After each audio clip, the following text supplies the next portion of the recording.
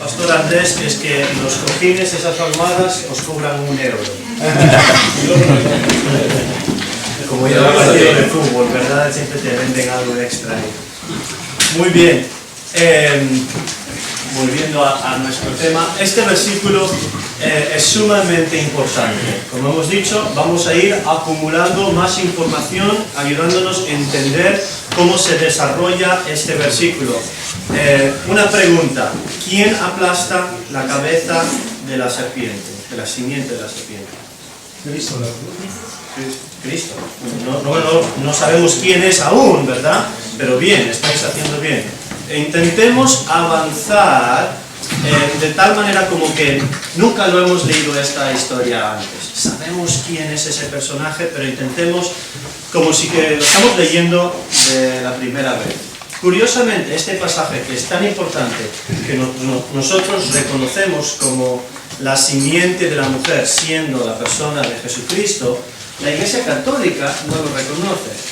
A lo mejor habéis visto alguna estatua de esta manera. ¿Quién tiene el pie sobre la serpiente? Mirad la foto.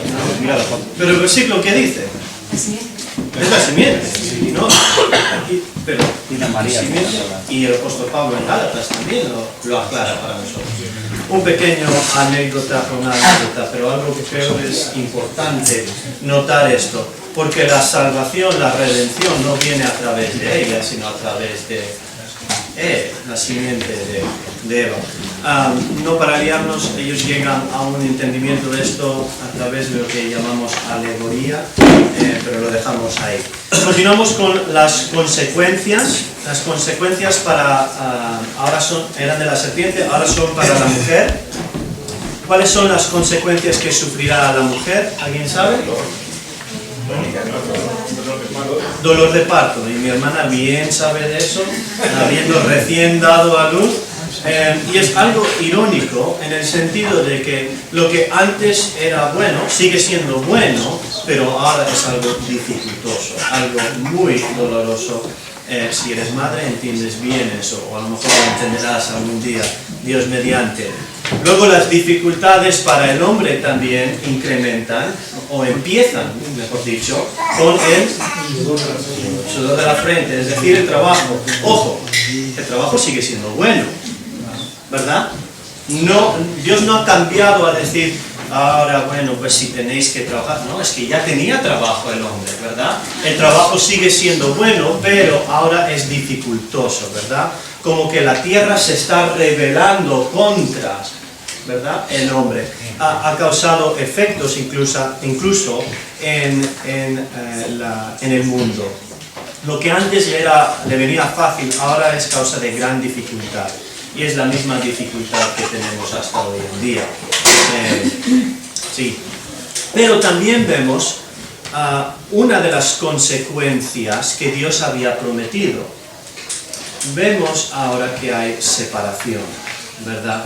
Y lo que Dios prometió efectivamente se está cumpliendo aquí. Hay una separación, o podríamos decirlo, hay una muerte espiritual. El hombre y la mujer son echados del huerto, ¿verdad? Y ahora deben existir procurando sobrevivir bajo el veredicto de una muerte física. Aún no lo han visto, pero sí han visto una muerte espiritual, una separación de Dios. Se ha cumplido parcialmente, son expulsados del huerto y separados de Dios. Muerte espiritual y en el futuro uno físico. En conclusión a esta sección, simplemente el paraíso se ha perdido. El hombre es exiliado, la tierra que era perfecta ahora es maldecida. Y Dios pone un ángel ahí, ¿verdad?, que debe resguardar con una espada de fuego, asegurándose de que no vuelva. Lo que tuvieron antes se ha perdido. Esa relación cercana, reflejando la imagen de Dios, se ha perdido. Y ahora estamos en busca de el que va a restaurar esa relación con Dios. De Él buscamos, o en Él tenemos esa esperanza. ¿Quién es?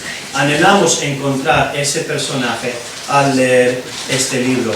Y encontramos algunas chispas de esperanza a través de los personajes. Por ejemplo, en Adán mismo, el capítulo 3, versículo 20.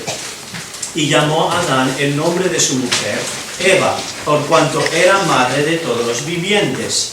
Eva significa madre de todo viviente. Así que él entendía la necesidad de tener simientes, porque a través de una simiente vamos a resolver o restaurar por causa de nuestro pecado. Y Eva no ha tenido hijos, pero ya le pone el nombre a ella, madre, como que va a tener hijos, ¿no? Y vemos en él, aunque sea pequeña chispa de esperanza en su vida. Y con ello busquen en Génesis capítulo 4. Y ahora cogemos más carrerilla, iremos del capítulo 4 hasta el capítulo 11. Hay más muestras de fe, incluso en la vida de Eva. Capítulo 4, versículo 1. Conoció a Adán, no es por ser tonto, pero ya le conocía. En este sentido está teniendo relaciones sexuales, ¿no? Íntimo con Adán, a su mujer Eva, la cual concibió y dio a luz a Caín. ¿Y qué es lo que dice Eva? Dice, por voluntad de Jehová he adquirido un varón. Ni bien concibe ella a un hijo y sus palabras reflejan una expectativa de esperanza. Es decir, de la simiente tenemos esperanza. Ella está haciendo lo mismo. Anhela, ¿será o no será? ¿Es él o no es él? Ellos saben, Adán y Eva saben mejor que nosotros mismos lo que se ha perdido. Y ella está buscando, espero que sí. Con la ayuda de Dios, la bendición de Dios, ha nacido una simiente. Sus primeras palabras, después de sufrir en el parto de su hijo, traicionan, creo, sus deseos de esta esperanza. Ahora, un pequeño inciso aquí. Tenemos que aprender a leer nuestras Biblias esperando lo inesperado, ¿verdad? Pensamos esto, pero a menudo Dios tiene otro plan y lo va a hacer de otra manera. Sus expectativas, si quieres, están puestas en Caín, ¿verdad? Pero vamos a ver que es un gozo en un pozo, ¿verdad? Su fe es aplastada, nunca mejor dicho, ¿no? Su fe es aplastada, el versículo 7, ¿qué es lo que Caín hace? Caín tiene celos por su hermano Abel y al final, Dios le dice, quieto, que tienes que tener dominio sobre el pecado. Está a la puerta tocando, ten dominio. ¿Qué es lo que han perdido? Han perdido esa imagen de Dios, ese reflejo de Dios, que en parte dijimos era ese dominio, se ha perdido. Y él demuestra claramente que no tiene dominio. ¿Qué hace él? Mata a su hermano, ¿verdad? ¿Y luego qué hace con el cadáver? Lo entierra. ¿Vio él a sus padres hacer lo mismo? ¿Esconderse, ocultar? No, pero claramente estamos viendo los efectos del pecado. El caos que nosotros sentimos hoy en día estaba ocurriendo en aquella época también, ¿verdad? Él dejó que el pecado tenga dominio sobre él. No ejerció la autoridad sobre ello. La lucha contra el pecado. Y es la lucha que, si somos honestos, es la misma lucha que nosotros tenemos también. La misma batalla, el tener dominio sobre el pecado y no dejar que ella mande en nuestras vidas. O dejo que el pecado tenga la autoridad, o dejo que Dios tenga autoridad en mi vida. Digo sí a ese personaje en el futuro de realeza, o digo sí a mí mismo, ¿no? Sí a él, no a mí mismo, o no a él y sí a mí mismo. Esa es la lucha que tenemos hoy en día. Bueno, en el capítulo 4 tenemos una genealogía. Y si alguna vez eres como yo, has intentado leer tu Biblia del tirón, ¿verdad? Empiezas el capítulo 1 y mola la historia, vas avanzando, ¿verdad? Llegas al capítulo 4 y a una lista de nombres, ¿verdad? Mogollón de nombres. Es como intentar leer, ¿cómo se llama? Estos libros de teléfono. Listín. ¿Cómo? Listín. ¿Listín? Un listín, pero en hebreo, ¿verdad? ¿Quién hace eso? Nadie hace eso. Es tantos nombres, nos agobiamos. Y lo que hacemos a menudo es nos lo saltamos, ¿verdad? O en este capítulo, a lo mejor lo lees y dices, tengo que leerlo todo, por obligación, para poder decir a otros que lo he leído. Lo lees todo, No hay más listas. de genealogías, ¿verdad? Bueno, en el capítulo 4 lo que vemos aquí es que Moisés nos está pintando un cuadro muy oscuro.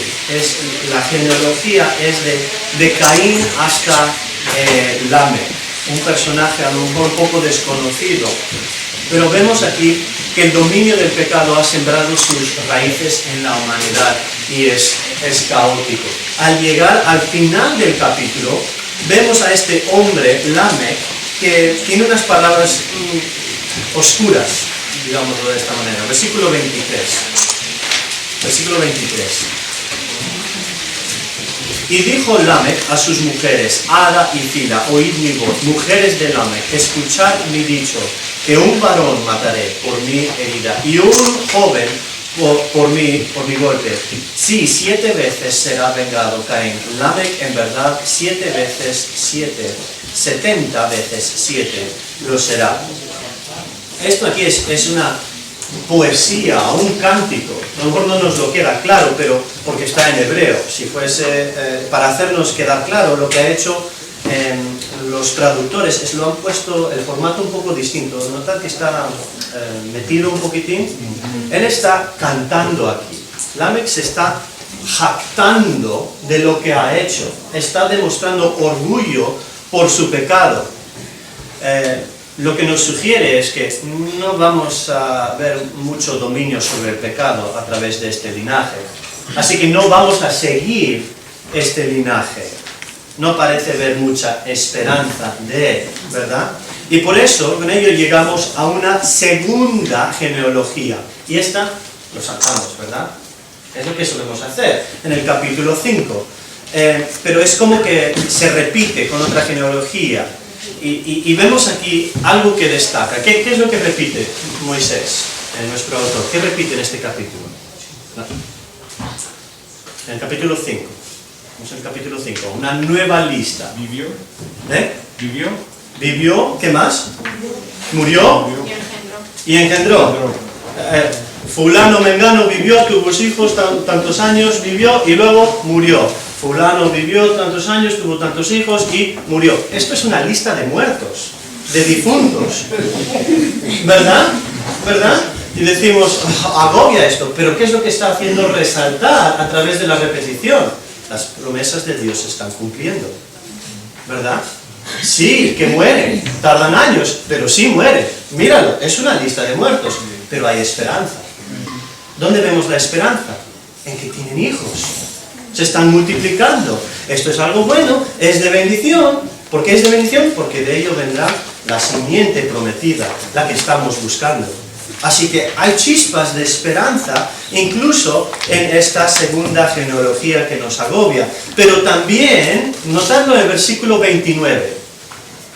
Hay un hombre que se llama Lamec, es otro Lamec, no es el mismo que vimos cantando esa canción y jactándose. Este es otro Lamec.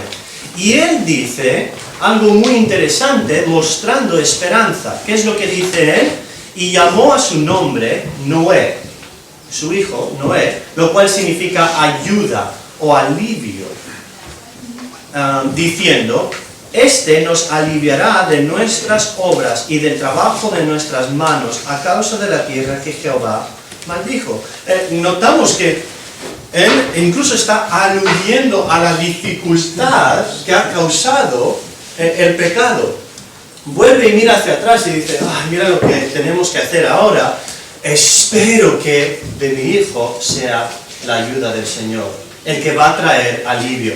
O podríamos ponerlo de otra manera: espero que de él sea la salvación que estamos buscando, el que va a restaurar lo que hemos perdido.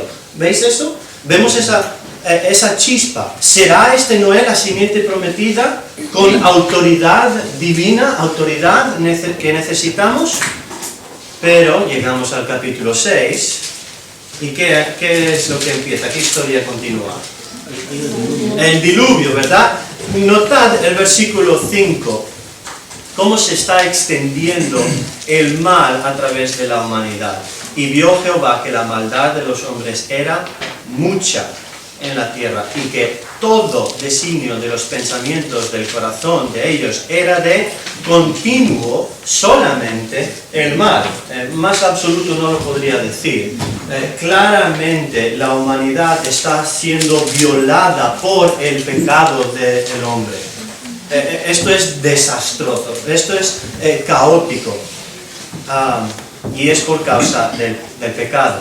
Ahora, cuando llegas al versículo 7, ¿cómo te sientes? ¿Cómo te sientes? Lees ese versículo habiendo ya estudiado los previos capítulos, y es la primera vez a lo mejor donde ponemos en duda las promesas de Dios. ¿Se van a cumplir? ¿Se van a cumplir? Está dispuesto a eliminar todo ser humano, y es que si elimina todo ser humano, va a eliminar la posibilidad del simiente prometido, ¿verdad? Oh, ¿qué es lo que va a hacer? Bueno, Dios muestra su gracia hacia un hombre, ¿verdad? Hacia el hombre Noé y su familia, y preserva su familia. El versículo 8, pero Noé halló gracia ante los ojos de Jehová. No es que Noé era más especial, ojo, no es que Dios vio algo bueno en él, era igual de malo, pero Dios muestra su bondad inmerecida hacia este hombre y preserva a él y a su familia a través de la construcción de un arca. O podríamos decir, Dios tiene un plan de rescate para la humanidad, ¿verdad? La esperanza entonces va a permanecer. Y vemos que ni bien pasa el diluvio, Noé y familia, el arca ya está aparcado, estacionado, no sé cómo se dice, lo siento, y vemos como que hay una nueva creación. Nota la comparación en estos versículos. Capítulo 8, versículo 1. E hizo pasar Dios un viento sobre la tierra y disminuyeron las aguas. Como que estamos volviendo a empezar, compararlo con capítulo 1, versículo 2, con la creación.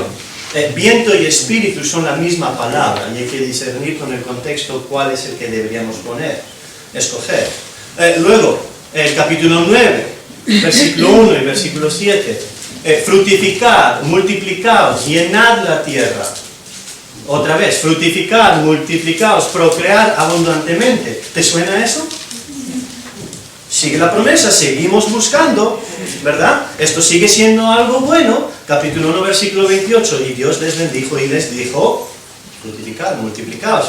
Y otra vez, 9, 6. Porque a imagen de Dios es hecho el hombre. Lo que vimos en el versículo 27, y creó Dios al hombre a su imagen y su semejanza. Como que lo está demostrando, vamos a continuar las promesas, pero estamos volviendo con una nueva creación. Y vemos que esta relación cercana entre los hombres y Dios hace que la humanidad sea sagrada. Aún continuamos con ellos, es sagrado. Y vemos que Dios establece su primer pacto. ¿Qué es un pacto? Un acuerdo. Bien, esto es una pequeña definición que encontré en un libro que a mí me ayuda bastante. Un pacto establece una relación que implica obligaciones y traza un futuro para los dos partidos o grupos, podríamos decirlo, o pueden haber más, pero en este caso dos, ya que está basado en promesas y responsabilidades. Y creo que es una buena definición para nosotros, y volveremos a acudir a ella. Ahora, tenemos un recordatorio visible de este pacto o promesa de Dios que hace con Noé y su familia. ¿Cuál es ese recordatorio? El arco iris, vi la mano que hacía esto ahí. Correcto, tanto para Noé y su familia como para nosotros hoy en día, ¿verdad? Nos hace recordar que Dios nunca volverá a destruir la humanidad de esta misma manera con un diluvio. No juzgará a Dios de esta manera. Es su garantía. Dios establece la responsabilidad encima de Él mismo. Yo garantizo que esto nunca volverá a ocurrir de esta manera. Y es una gran promesa, porque acabamos de por un pelo perder la esperanza, ¿verdad? pero Dios decide, no, nunca abandonaré mis promesas, los garantizo, ¿verdad? Ahora, ¿de quién vendrá la simiente? ¿De quién vendrá? De Noé. Como que nuestro autor está canalizando como un embudo, ¿verdad? Ayudándonos a buscar de quién va a salir esta simiente prometida a través de la multiplicación que tendrá dominio en la tierra y que Dios ha prometido, nuestros 4 temas, ¿verdad? ¿De quién será? Él tiene 3 hijos, así que ¿cuál? Versículos 24 a 27 del capítulo 9. Este pasaje nos da la respuesta con que es Sem siendo el que es bendecido. Y en los siguientes 2 capítulos hay un énfasis en esta línea de descendientes, ¿verdad? Y vemos otra genealogía. Nos vamos a saltar el capítulo 10, el capítulo 11. Es esa genealogía de Sem, con una historia muy importante ahí. Aquí un poco de publicidad. Si venís a la iglesia del pastor Andrés, mañana predicaré el pasaje, capítulo 11, del 1 al 9. Y lo intentaremos conectar con la historia más amplia.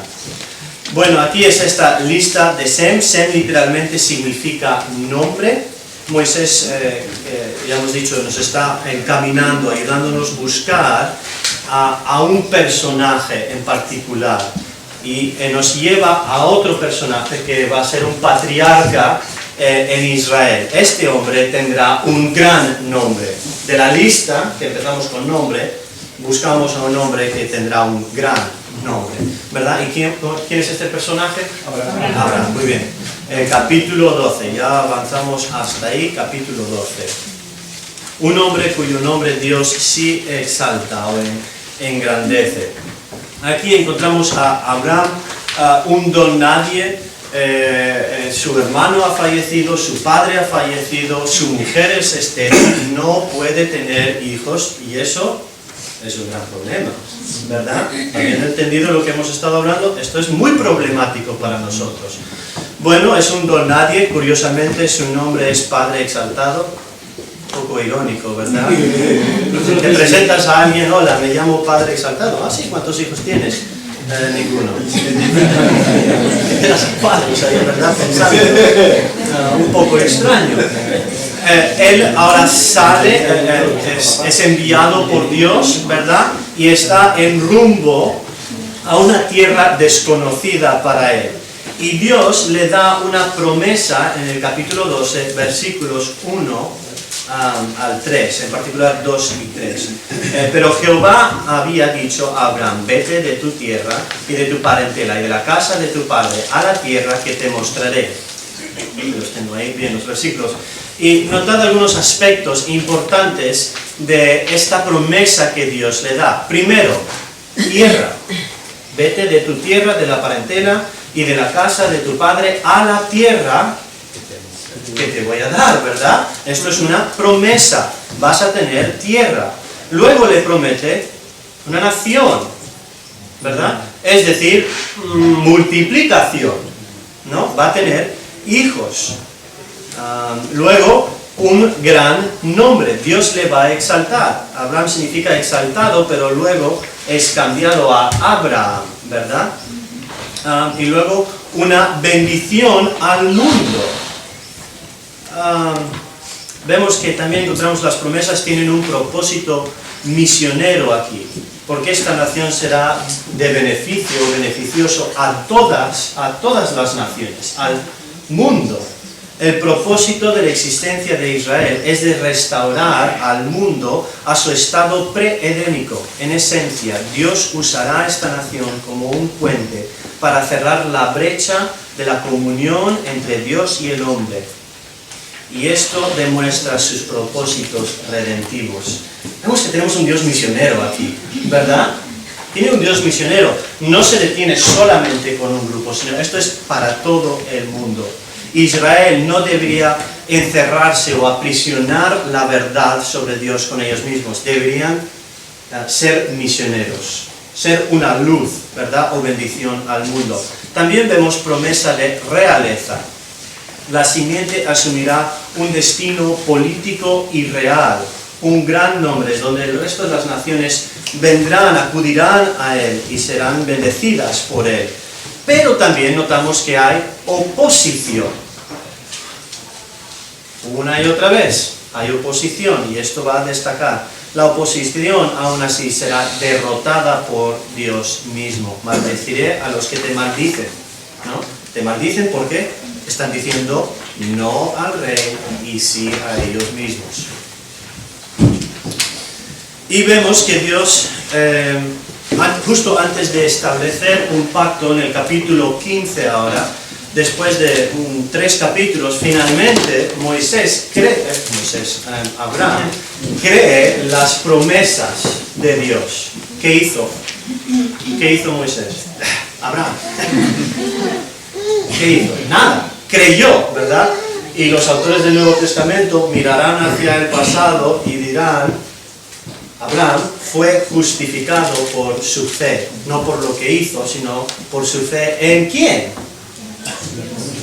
En alguien futuro, ¿verdad? En una simiente futura, en Dios. ¿Tienes razón? Sí, muy bien. Abraham cree, ¿verdad? Y Dios establece en el capítulo 15 otro pacto.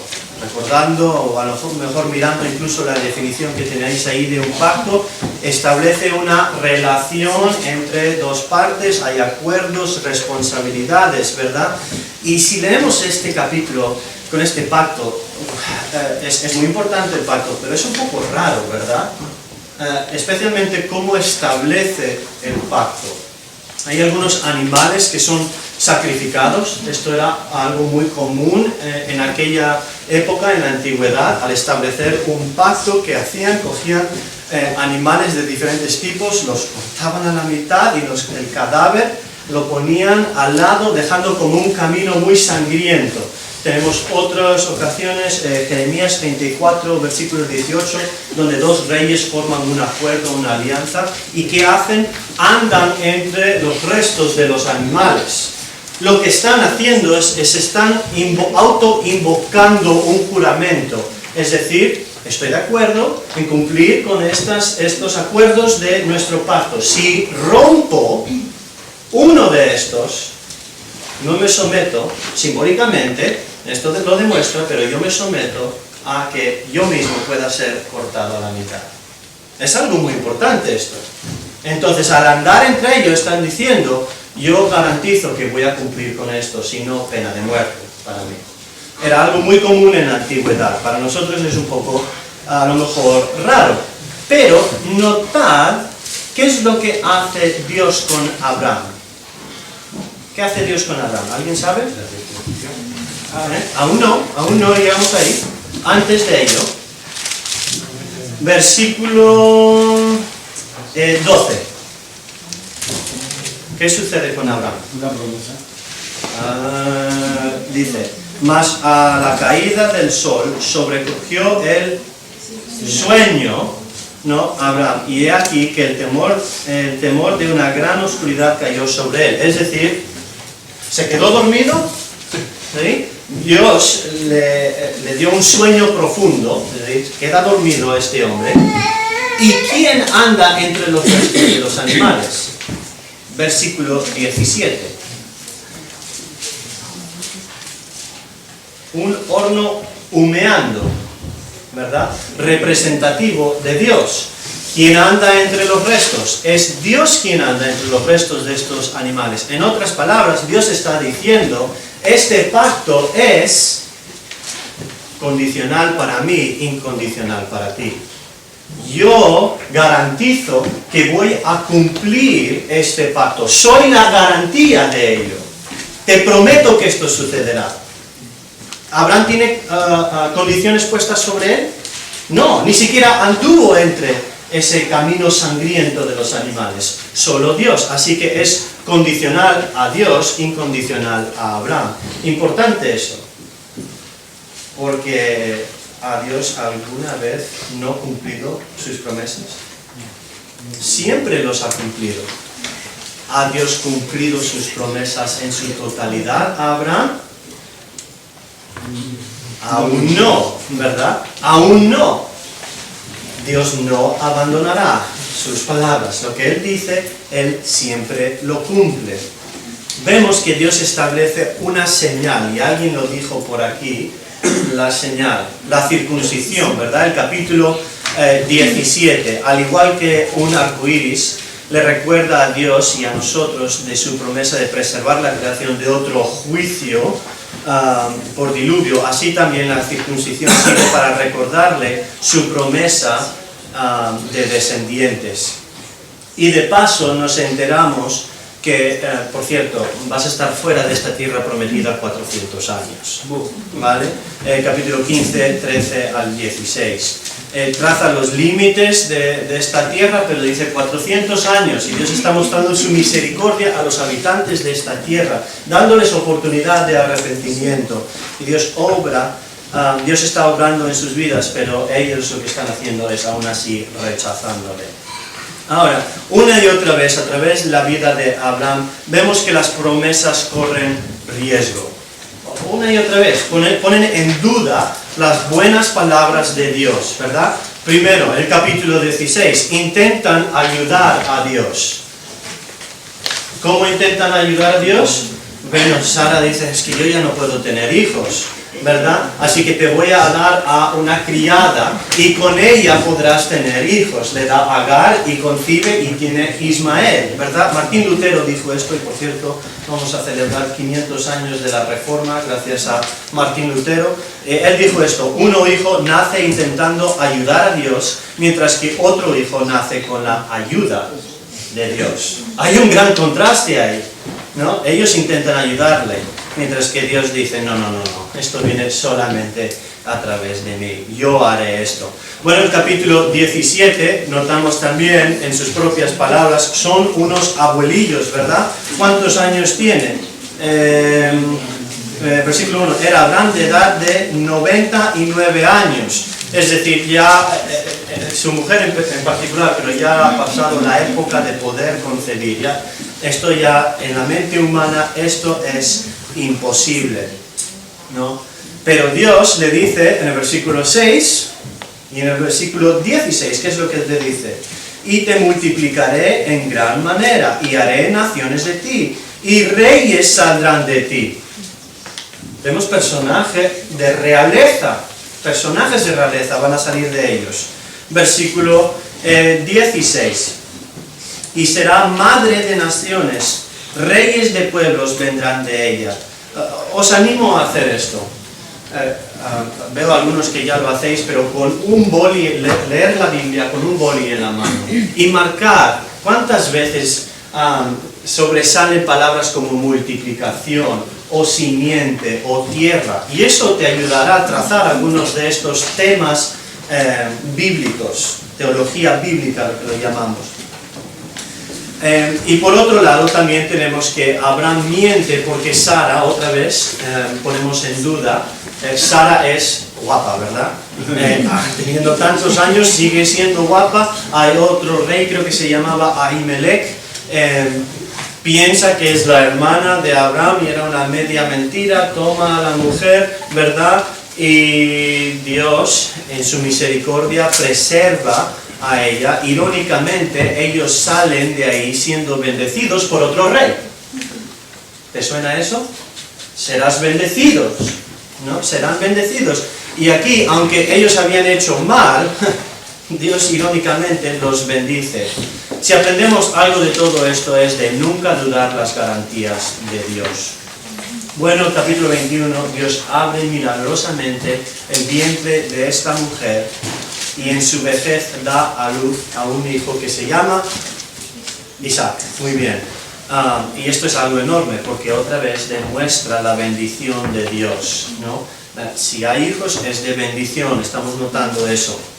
Pero, capítulo 22, la bendición o la maldición parece ser una maldición, pues es yuxtapuesta por un sacrificio del único hijo, ¿verdad? Lo van a sacrificar. Pero ¿qué es lo que el autor de Hebreos nos dice? que Abraham creyó a Dios que incluso podría resucitar, traer de la muerte a su propio hijo. Él demuestra una fe enorme. Él tiene esperanzas de que de él y de su hijo vendrá esa simiente prometida. Pero notad, capítulo 22, versículo 17. De cierto te bendeciré y multiplicaré tu descendencia como las estrellas del cielo y como la arena que está en la orilla del mar. Y tu descendencia poseerá las puertas de tus enemigos. Las puertas que resguardan una ciudad suelen ser el lugar más ideal para atacarlo si eres un enemigo, ¿verdad? Es más fácil entrar por la puerta que por encima, ¿no? Pero él dice, las puertas que son el lugar que es más resguardado, un personaje va a venir que tiene autoridad, que tiene victoria, que puede entrar, puede derribarlo. Continuamos con la historia y seguimos buscando ahora una esposa para Isaac. ¿Quién es la esposa? Rebeca, ¿verdad? Encuentran a Rebeca y antes de marchar Rebeca de su familia, notad lo que dicen sus hermanos o su familia a Rebeca en el 24 versículo 60. Por cierto, el capítulo más largo de Génesis. ¿Qué es lo que dicen ellos? Casi lo mismo que acabamos de leer en el 22:17. Y bendijeron a Rebeca y le dijeron, hermana nuestra, sé madre de millares. ¿Te suena eso a multiplicación? Creo que sí, millares de millares. Y posean tus descendientes la puerta de tus enemigos. Están aludiendo a las promesas que se les ha dado a Abraham y a Isaac. De ti vendrá la simiente prometida con autoridad. En resumen, la victoria sobre la serpiente viene por la simiente prometida que arrasará como rey con las puertas del enemigo. El rey establecerá su dominio en la tierra. La esperanza sigue viva por más que corran peligro. ¿Vale? Y seguimos ahora con el resto de este libro. Aún estamos en Génesis. Tenemos que ver toda la Biblia. Vale. Capítulo 26. Empezamos si leemos del 26 hasta... No, perdona. Bueno, vemos la transferencia de esta bendición que va de Abraham a Isaac y de Isaac a Jacob, ¿verdad? Pero que hemos dicho que cuando leemos nuestras Biblias tenemos que esperar lo inesperado, ¿verdad? Y lo que suele suceder es cuando alguien toma la iniciativa, fastidia la cosa mucho, ¿verdad? Algo que debemos recordar en nuestras mentes es que Dios, en la historia de la redención, Dios toma la iniciativa. Y cuando alguien se precipita, causa grandes problemas. ¿Cómo vemos precipitación en la anécdota de Jacob y su hermano Esaú? Se precipitan, ¿no? ¿Verdad? ¿No? Y él roba la bendición, finge ser y causa grandes problemas familiares y al final tiene que salir huyendo, ¿verdad? Pero en su huida, capítulo 28, Dios les da la misma promesa, 28, 13 y 14.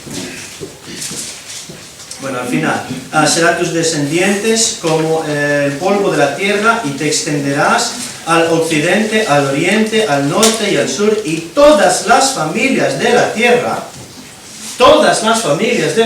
serán bendecidas en ti y en tu simiente. La transferencia aquí va hacia Jacob, ¿verdad? Es también curioso que en medio de esta huida, él tiene un sueño profundo, su cabeza encima de una roca. ¿Y qué es lo que sueña? Sueña que los cielos se abren, una escalera desciende y los ángeles suben y bajan en esa escalera. Y en el futuro un personaje va a aludir a ese mismo sueño diciendo: yo soy esa escalera, yo soy lo que conecta el cielo y la tierra, yo soy la aplicación de ese sueño. Ese es Juan capítulo 1 versículo 52. Bueno, eventualmente Jacob se casa con dos mujeres, Lea y Raquel. Rebeca era la anterior, sí, Raquel. Lea y Raquel. Y luego los siervos. ¿Ah? Las siervas. Y la sierra, ¿sí? Bueno, con estas dos mujeres él produce 12 hijos, ¿verdad? Y él, Jacob significa engañador, ¿verdad? Y él encuentra aquí su rival, con su suegro, ¿verdad? Que es aún más engañador. No tengo nada contra mi suegro, pero... bueno, él tiene que huir, ¿verdad? Y en su huida también Dios reitera sus promesas, capítulo 35, 9 al 12. Y notemos ahí, hay promesa, hay multiplicación, hay dominio y hay tierra. Nuestros temas los estamos siguiendo desde el principio hasta el fin. Bueno, Jacob y su pequeña nación van a volver ahora a esta tierra prometida, pero uno por uno los hijos mayores de Jacob empiezan a descalificarse para ser el cual vendrá la simiente prometida, ¿no? Su linaje. Bueno, no va a ser Rubén, capítulo 35, 22, no va a ser Simeón, ni Leví, en el capítulo 34 nos enteramos de eso, así que tiene que ser otro hijo, del cual vamos a seguir, es su linaje. Ahora, si leemos el resto de Génesis, ¿qué nombre más destaca? José. Sí, José, ¿será él? Nos preguntamos, ¿será este el dominador, el que aplastará la cabeza de la serpiente? Bueno, algunos ya están diciendo que no, pero ¿mostró el dominio? ¿Físico? Sí. ¿Espiritual? También. ¿Qué pasó aquí? ¿Se le escapó algo? ¿Se le fue la pinza a Moisés? No, al escribir esto. Hay otro personaje que también destaca. Volveremos a José, pero miremos a este personaje. Se llama Judá. Judá, ¿verdad? Ya lo sabéis esto. Vemos que al principio de la vida de José, Judá aparece un par de veces. Cuando él aparece, primeramente se está intentando aprovechar de una situación, el capítulo 37, ¿verdad? Han cogido a José, lo tienen en ese pozo, y él se aprovecha diciendo, ¿por qué matarlo? Vamos a sacar algo de dinerillo aquí, lo vendemos a nuestros primos ismaelitas, y que se lo lleven ellos y lo vendan en esclavitud, así sacamos un poco de money, ¿verdad? Y él se aprovecha de esta situación. Luego vemos en el capítulo 38, y se trata totalmente sobre Judá, este capítulo, donde Judá rehúsa producir una simiente, y es algo muy raro a lo mejor en la forma en que finalmente una simiente es producida. Él debería haber ejercido lo que se llamaba Redimir al hijo. ¿Cómo se llama? Pariente redentor, ¿no? Algo que él debería haber ejercido, pero él rechazaba producir una simiente con Tamar. Al fin y al cabo, Tamar toma las cosas en sus propias manos. ¿Qué hace ella? Lo arregla, se viste como si fuese una prostituta, duerme con él y produce una simiente. Pero sus palabras, las palabras de Judá, después de darse cuenta de lo que ha hecho Tamar, reflejan un inicio de un cambio en su actitud, por lo menos. ¿Qué es lo que él dice? En el 38, versículo 26. Dice, ella es más justa que yo, ya que no le di mi hijo. En otras palabras, Tamar creyó más en la simiente que yo, y si no hubiera sido por su ingenuidad, la promesa podría haberse perdido. Tamar es bendecida luego con 2 hijos, y el tema de la simiente continúa, aunque aún no nos hemos enterado que viene a través de Judá, pero nos damos cuenta de eso en el capítulo 49. Bueno, él luego se ofrece como colateral, ¿verdad? Israel y su familia están padeciendo de hambre. Manda a Jacob o Israel a mandar a sus hijos, los manda a Egipto a buscar comida, pero ¿quién está en Egipto? José, ¿verdad? Y José dice, a ver si realmente tienes razón, lo que me estás diciendo, tráeme a el hijo menor, quien era Benjamín, ¿verdad? Y cuando va al padre Judá y le dice, mira, te garantizo que traeré de vuelta a tu hijo, me ofrezco yo como colateral.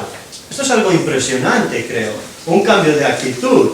Y recuerda que no es la misma madre de él. Este es hermano de Josué, mitad hermano de Judá, ¿verdad? Él piensa que se ha deshecho de José, no Josué. José, perdonad, me seguís vosotros. Y luego cuando está delante de José, no Josué, de José, vemos aún más este cambio drástico. Tiene una conciencia sensible. En el 44, versículo 28, donde él menciona a Josué no por nombre, pero simplemente diciendo, ha desaparecido, ¿verdad? Antes había puesto la idea en la mente de su padre en que ha muerto a través de una prenda rasgada y sangrienta, ha muerto. Ahora por lo menos, y no tenía que haberlo mencionado ante José, pero dice, y uno que ha desaparecido. Creo que demuestra una conciencia por lo menos sensible. Ahora, ¿por qué aparece más el nombre de Judá que el resto de los otros hermanos excepto de José? Pues el capítulo 49 nos resuelve ese dilema. Cuando Jacob está a punto de fallecer, va pasando bendiciones a sus hijos y Judá destaca más que los otros. Capítulo 49, versículos 8 al 12. 8 al 12, pero en particular el versículo 10. No será quitado el cetro de Judá. ¿Para qué es un cetro? Para los reyes, para mostrar autoridad. Tú vete a hacer esto, tú vete a hacer lo otro, tal, ¿no? Autoridad, un personaje de autoridad. Ni el legislador de entre sus pies, hasta que venga de Silo, y a él se le congregaron los pueblos. Notamos aquí que de él vendrá la realeza, de él vendrá reyes, de él vendrá alguien que tiene autoridad. Así que buscamos ahora de la tribu de Judá el que será el dominador, el rey. Pero volvemos a la pregunta, ¿por qué José?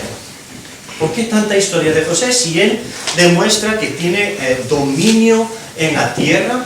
Las naciones vienen hacia él en Egipto, no en la tierra prometida, pero vienen hacia él pidiendo comida y él les bendice al darles y demuestra dominio sobre el pecado. ¿Por qué toda esta historia?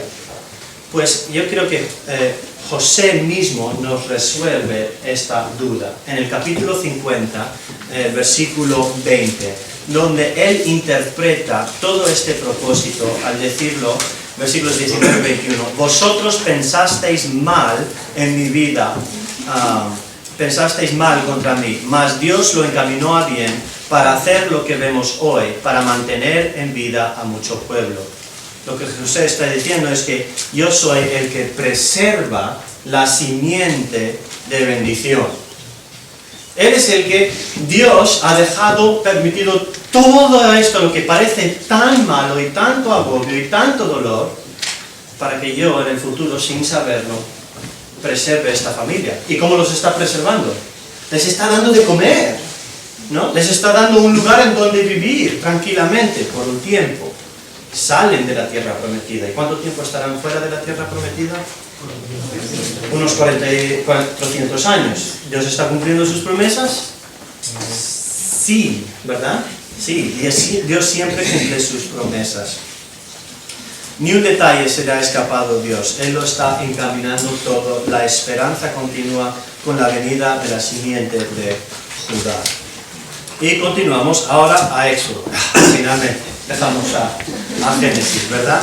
Cuando entramos en Éxodo, nada ha cambiado. Es el mismo contexto. Versículo 7. Y los hijos de Israel, ¿qué hacen?